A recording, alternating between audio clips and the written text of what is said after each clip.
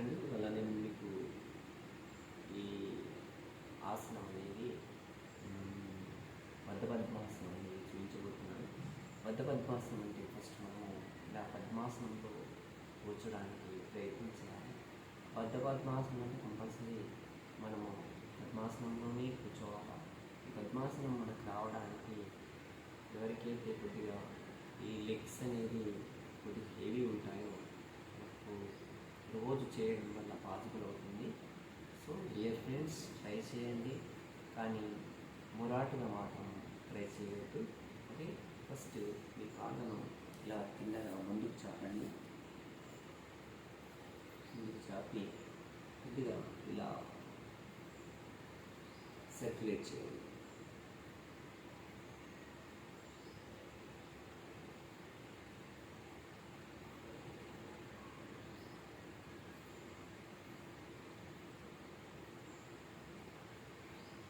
చేసిన తర్వాత మీ ఎడమ కాలు కుడి కాలుకి మరియు కుడి కాలు ఎడమ కాలు పైన విధంగా పద్మాసనంలో కూర్చొని మన యొక్క ఈ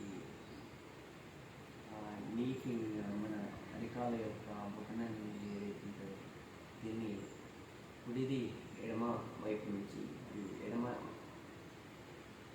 బొటనాన్ని కుడి చేతిని వెనక నుంచి బ్యాక్ సైడ్ నుంచి పట్టుకుంది. ఓకే, సో ఇలా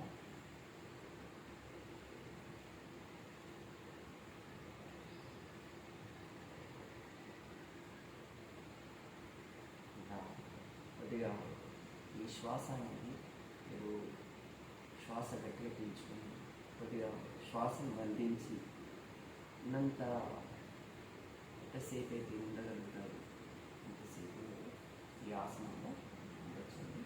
ఓకే, ఈ ఆసనం వల్ల మీకు ఏమవుతుందంటే మీ యొక్క అరికాళ్ళు, అరిచేతులు, తర్వాత మీ ఎక్కడైతే మీరు నీ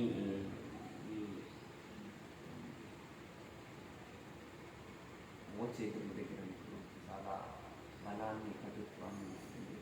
తర్వాత ఏంటంటే ఈ సంకల బలం అనేది ఈ మనం ఏదైతే ఈ ఎడమాసనం అంటామో వీటిని కొద్దిగా మనకి బ్లడ్ సర్క్యులేషన్ నుంచి మన నాడీ వ్యవస్థ అనేది బాగుంటుంది. సో ఇలా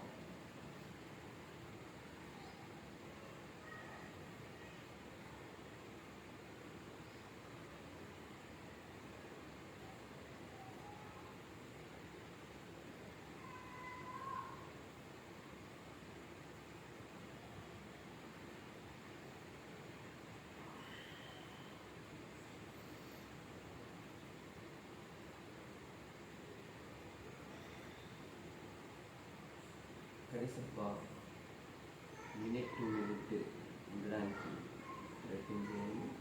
ఇట్లా చేయడం వల్ల మీరు 5 మినిట్స్ కూడా ఉండవచ్చు.